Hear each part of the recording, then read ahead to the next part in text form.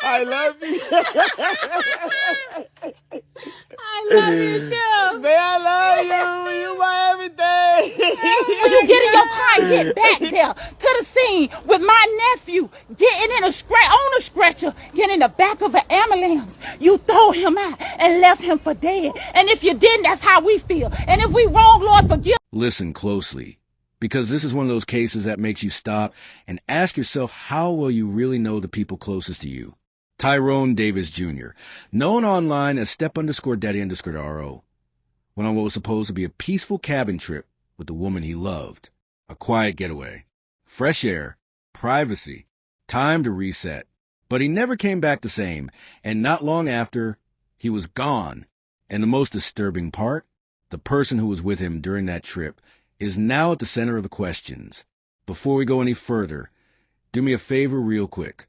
If stories like this matter to you, if you care about the truth, the unanswered questions, and the voices that deserve to be heard, hit like, subscribe, and tap the bell so you don't miss anything we drop here on Shadow Crime. These stories don't stay alive unless we keep talking about them. Now let's slow this down and really talk about Tyrone. From what people close to him say, Tyrone wasn't just a social media name. He was a real person with real relationships, real struggles, and real love for people around him. Online, he came across as confident, funny, and full of personality. The kind of guy who could light up a room, or at least a comment section. He shared moments of his life openly, especially his relationship. And that's important, because when someone shares their love publicly, people feel like they know that love too. He had been in a long-term relationship with his girlfriend, someone he trusted enough to travel with, relax with, and let his guard down around. A cabin trip isn't just a random vacation. It's intimate. It's secluded. It's where you go when you want peace or when you want to fix something quietly, away from everyone else. And that's why this trip matters so much. According to what has been circulating online, the trip didn't go the way anyone expected. Somewhere during that getaway, something changed. The mood, the energy, the dynamic between them. We don't have official reports laying everything out, and that silence is part of what's fueling so many questions. What we do know is that Tyrone reportedly suffered a serious head injury during or shortly after that trip. And after that, things spiral fast. People who cared about him say he wasn't okay afterward. That whatever happened at that cabin followed him home. And not long after, Tyrone Davis Jr. was dead. No clear public explanation. No detailed official timeline. Just fragments, social media posts, family pain, and a growing sense that something isn't adding up. And this is where the tension really starts to build, because the only other person known to be with him during that cabin trip was his girlfriend, the same person he trusted, the same person who walked away alive. So now I want you to pause with me for a second and really think about this as we keep going. When the last person sees someone alive is also the person closest to them, how do you separate love from suspicion? I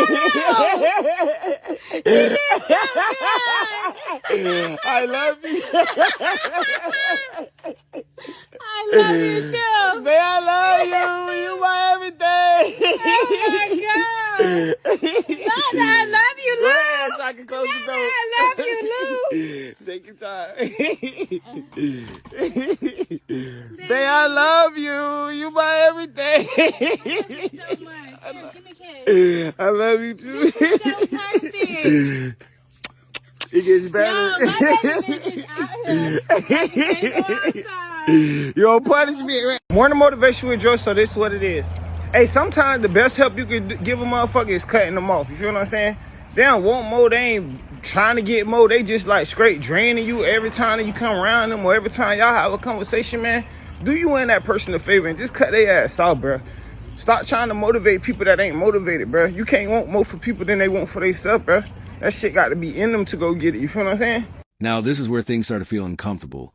Because once Tyrone's name stopped popping up online the way it used to, people began asking questions. Not the casual kind, but the heavy ones. The kind that sit in your chest. Those closest to him noticed changes, not just physically but emotionally. There was confusion. There was silence. And silence, especially after something traumatic, has a way of speaking louder than words. What's being alleged online is that Tyrone suffered a severe blow to the head during that cabin trip, a hit strong enough to change everything. Some people say it was an accident. Others don't believe that for a second. And that's where opinions start to split, because if you've ever been in a long-term relationship, you know arguments don't just disappear when you change locations. Sometimes, being alone together makes things worse. Think about it with me. A secluded cabin. No neighbors. No güitnises. Just two people and whatever emotions they carried with them. Love, resentment, jealousy, frustration. We don't know what conversations were had behind those closed doors. We don't know what escalated or what went too far. All we know is that Tyrone came out of that situation injured, and later, he was gone. As family members and supporters started speaking out, the story became even more unsettling. People claimed his girlfriend's explanations didn't fully make sense. Timelines fell off. Details felt missing. And in true crime, missing details are where the truth usually hides. Viewers, ask yourself this. When someone you love is hurt, do you tell the full story right away? Or do you protect yourself first? What really intensified the tension was the lack of clear answers from authorities, at least publicly. No official breakdown. No confirmed cause shared with the public in detail. That vacuum allowed speculation to grow, and once social media gets involved, theories spread fast. Some believe Tyrone was intentionally harmed. Others believe whatever happened was minimized afterward. And some believe the truth is being slowly buried under silence and time. Let's talk about the girlfriend for a moment, because she's central to this whether people are comfortable admitting it or not. This was someone Tyrone loved and trusted. Someone who shared his life, his space, his private moments. That's what makes the allegation so disturbing. Not because of what people are saying online, but because of what hasn't been clearly addressed. Put yourself in that position for a moment. If you were on a trip with your partner and they ended up seriously injured, what would you do? Who would you call? How fast would you act? What details would you make sure people knew? These are the questions that keep coming up, and they're the same questions Tyrone's supporters keep asking. Then there's the emotional weight of it all. A man who was alive, laughing, planning, loving, suddenly reduced to rumors and unanswered questions. His family grieving not just a loss, but confusion. His supporters feeling like they're watching a story unfold in real time without a conclusion. And that brings us closer to a possible turning point.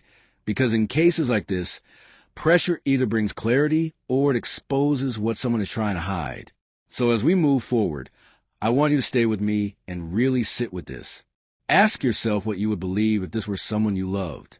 Because the next part of this story is where things take a turn and where the questions become impossible to ignore. Decided that it's only right for me to get on here because Tyrone Davis Jr.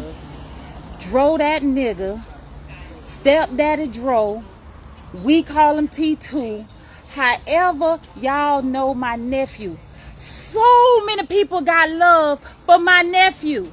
Not only is he a blogger, he's a YouTuber, he's a motivational speaker, he gonna encourage you, he a counselor, he is that dude. When I tell you he drive trucks for a living, he ain't out here doing wrong. If y'all watch his page, y'all know he take care of his kids. He's a family guy, he's a family young man, and he got street friends, and guess what? He look at everybody, guess what, at the same level, because his heart always been good. To the little people, the big people, whatever you think you is, it's been good. So the way I feel, y'all got a right to know about y'all family, because guess what? He is family to a lot of y'all out there. So for anybody in their right mind to say why is they asking what happened, they got to need to go and examine themselves, because you don't even know his accomplishment and his legacy and on who he is. He like a superstar in our eyes, and guess what? For the main reason, they need to know what happened to T2. Just like we need to know what happened with T2. If y'all been on this page, you see he celebrated because he got a loving heart. And he loved Lulu, what it do till the grounds come home and the cows come home. And one thing I can say, he enjoyed her. He had celebrated with a good heart, gifts and loving and just doing things out the ordinary, unusual things to make her happy. Now I'm going to tell y'all this. For one, he was in that cabin all week till Saturday. So this is what we got. We only can tell you what we got. Y'all need to know. Y'all need to let us know what y'all think. Okay, he was in a cabin on Saturday about 4, 5 o'clock that afternoon. The Lulu chick said that, guess what? She was riding in the car with him. They got into a disagreement, and he told her to let him out. Now, one, don't get me wrong. I know she probably loved my nephew. I do know my nephew really loved her unconditionally. But let me tell y'all out here, whether she loved him, he loved her. It's a thin line between love and hate. It's a real thin line. So for one, if he told you to let him out the car and your message was you pulled on the side of the road and let him out the car and you pulled off and left my nephew in Gainesville, somewhere you and him the only ones there, no family, no people, no nothing. You left my nephew and you said you drove up to a gas station 5 minutes to wait. Maybe he needed to cool off. Maybe he needed to get time to himself to walk up. You thought he was going to walk up to that gas station where you was waiting on him at for 5 minutes. Within 5 minutes, you see ambulance, you see police, you see ambulance, you see police, and you know something ain't right. So you get in your car and get back there to the scene with my nephew getting in on a stretcher, getting in the back of an ambulance. You throw him out and left him for dead. And if you didn't, that's how we feel. And if we wrong, Lord, forgive us, but reveal the truth. Not only that, your story changed, because guess what? You called the Mama Renee, and when you called the Mama Renee, you gonna tell Renee, oh, he fell at the gas station and bumped his head. How he fell at the gas station and bumped his head when you claimed to put him out of car. Okay, now the story changed again. This on Sunday morning, Renee drive up to Gainesville. The Davis family don't even know my nephew in the hospital. I gotta call it like it is. My Davis family don't even know that she got the call and call it like it is. Granted, Renee, I got love for you. You done lost 2 sons, and it's your last living son that just got his life taken. But she called you. You said you wasn't gonna call us because you wanted to get up there and see what happened once you got there. So you called my Charlotte and gave us the first story. The girlfriend told you he fell and bumped his head. That's what you said. So when Charlotte got the call, she calling us in the Davis family to say, we got to take a drive and see what went on with my nephew. Guess what? I wasn't there. Y'all wasn't there. Lulu was there. And at the end of the day, nobody knows but God. And it's going to come forward. Not only that, the next story change. Again, come on, Natalie. Come join with me. Take that jacket off. Come join me. Not only that, the Davis family got there. They said he brain dead, trauma to the skull, the back of the skull, his blunt force trauma to his head. Something had to happen. It didn't happen falling out no car. It did not happen falling down no stairs. It did not happen the way they kind of make these different stories. And I ain't gonna say they is Lou. So not only that, you let him out, and at the end of the day, pulled off.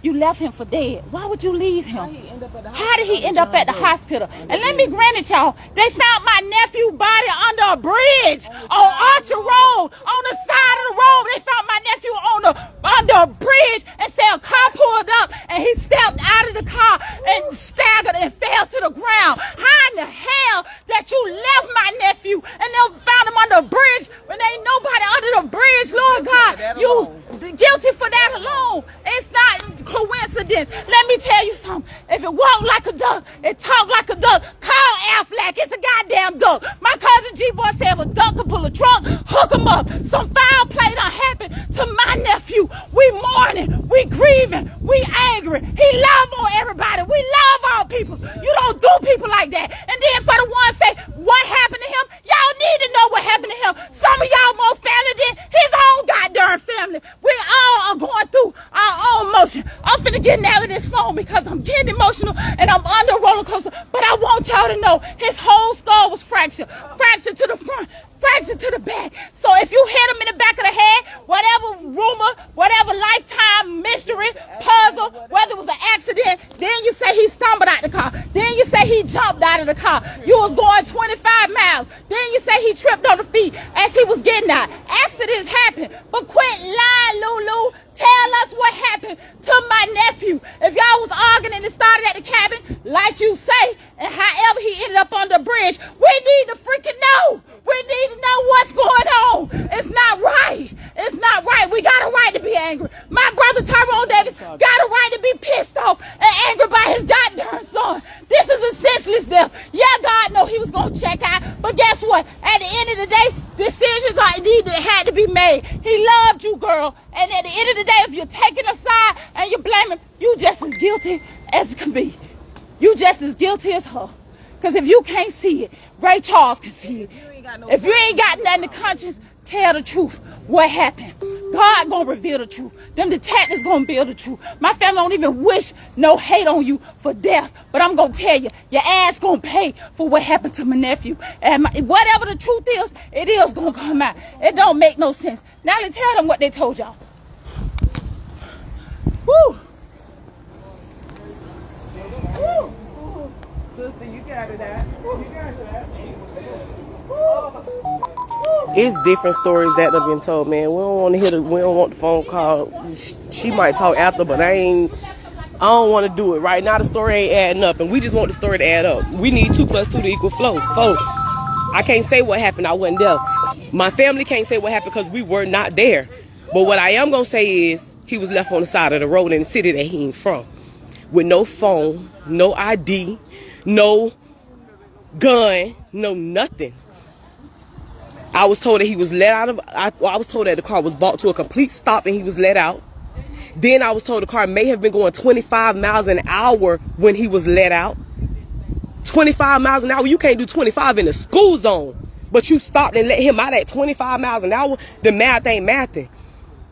I just say 2 + 2 need to equal 4, whatever happened.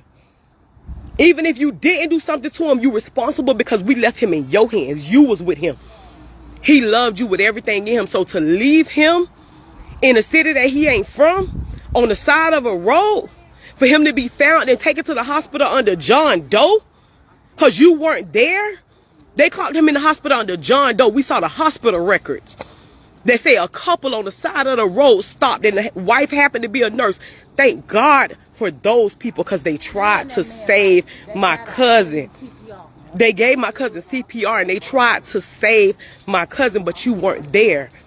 At the end of the day, no matter what happened, you should have been there. Whether you did it, whether you didn't do it, whether it was an accident, whether it was on purpose, you should have been there. You should have been able to give us an accurate account of what happened, and you can't. The only people we knew in Jacksonville was you and him. And you couldn't give us in Gainesville, and you couldn't give us an account of what happened. So right now, we going for what we know. You saying everybody wrong for judging, everybody wrong for feeling some type of way? If something happened to the man I love, if I don't call nobody else, if I don't get in touch with nobody else, his family gonna hear from me before anybody. The hospital called his mama. You told me that. You didn't call his mama. You didn't call his daddy. You didn't call his grandma. You didn't call his auntie. Bitch, you sat at the hospital for 24 motherfucking hours with them people not talking to you. You told me out your mouth them people wouldn't tell you nothing. So you sat there for an hour, for a day, and ain't let them people tell you nothing? And ain't called nobody who could have got the answers that were needed? You sat there for 24 hours. This happened on Saturday. On Sunday, the hospital called his mama. Not you, the hospital. I'm gonna give it back to you. And let me back it up, y'all. Even in the midst of Renee going up there, and they make it to the hospital. This on Sunday now. The accident or whatever happened on Saturday at 5 o'clock. So now Renee find out Sunday morning she go to Gainesville. Marshala got the call, tell the family. They went in 6 carloads deep to Gainesville. Even in Gainesville at the hospital, she said she had to leave to go back to the cabin to get their belongings. So she left the hospital with the mama there before Davis could get up there and went back to the cabin to apparently get their stuff. My sister called the cabin man who rented it out. And what he said was he heard about an incident that happened in the cabin. Come on out here, I'll tell you about it. I don't want to talk on the phone, and I'll talk to the police too. They went and did their own investigations at the cabin, and the man said he got a call from one of the other neighbors at the cabin because there's no video about an argument they heard and got so heated, and they said the young lady seemed to be the aggressor They walked around to the cabin to see what was going on, and they only found, by the time they got there, it calmed down. They never saw Dro in sight. They never saw T2 in sight, but they saw her with that boot on her leg, because you got a broke ankle. That boot on your leg, dragging them belongings from the cabin to the car. From the cabin to the car. My nephew love you so much, you don't even drive, Lulu. You don't even drive. He said, get on the back seat. I pick you up. I told you, you don't drive. You get on the back seat and lay down so your ankle that was broken can stay healed. That's how he carry you like a princess. Okay. The man told my sister she never came back to this cabin. I rented it out on Saturday. The moment they left, somebody else checked in. She never came back and got their belongings because she already had their belongings. Let me tell you, it ain't making no sense. My nephew's skull was fractured so bad. They say the trauma that hit him, that blunt force, broke his skull and caused pieces to go to the front of his temple on both sides. On both sides. Sound like a Hennessy bottle to me, or it sound like something with trauma force that can do your head like that in the back of your head. His back and his head. So let me tell you something.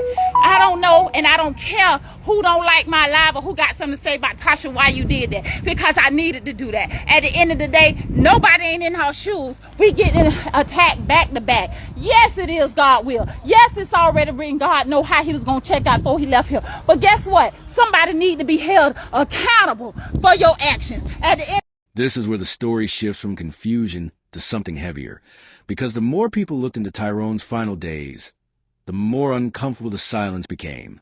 No loud explanations, no clear public accountability, just fragments floating around online, and a growing feeling that the truth was being handled quietly, maybe too quietly. And when that happens, people don't stop asking questions. They ask louder ones. Some supporters started replaying old videos, old posts, old moments between Tyrone and his girlfriend, searching for signs they might have missed. Was there tension behind the smiles? Were their arguments brushed off as jokes? It's unsettling how often we only analyze relationships after something goes wrong. Hindsight turns ordinary moments into possible warnings. And now people are wondering if that cabin trip was meant to heal something, or if it exposed something that had been building for a long time. What stands out is how fast everything ended after that trip. A reported head injury that allegedly happened in a private setting. A man who didn't fully recover. A death that left more questions than answers. And a partner who hasn't publicly filled in the gaps the way many expected.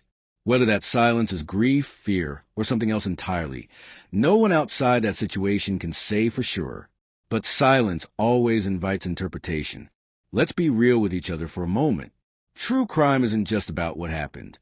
It's about human behavior. It's about how people react under pressure. When something goes wrong, do they rush to protect the person they love, or do they rush to protect themselves? Do they tell the whole story, or only the parts that feel safe? These aren't accusations.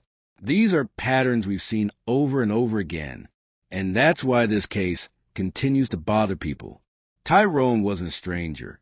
He was someone viewers felt connected to, someone they watched, laughed with, and rooted for. When someone like that dies under unclear circumstances, it feels personal. It feels unfinished. And unfinished stories have a way of staying with us. So now we're left here, talking about a man who went on a trip expecting peace and came back changed. A relationship that once looked loving now wrapped in suspicion. And a death that, at least publicly, still lacks clarity. Whether the truth eventually comes out through an investigation, a statement, or time itself, one thing is certain. Tyrone's story didn't end the way it should have. And I want to pause here and really open this up to you. Do you think the truth is being hidden, or do you think people are jumping conclusions because of grief and shock? If someone you love died after being injured on a private trip, would you accept vague answers, or would you demand every detail? And how much responsibility does silence carry when questions remain unanswered? If stories like this make you think, if they make you uncomfortable in the right way, and if you believe these conversations matter, make sure you like this video, subscribe to Shadow Crime, and turn on the bell so you don't miss what comes next. Stay aware, stay questioning, and we'll keep digging together.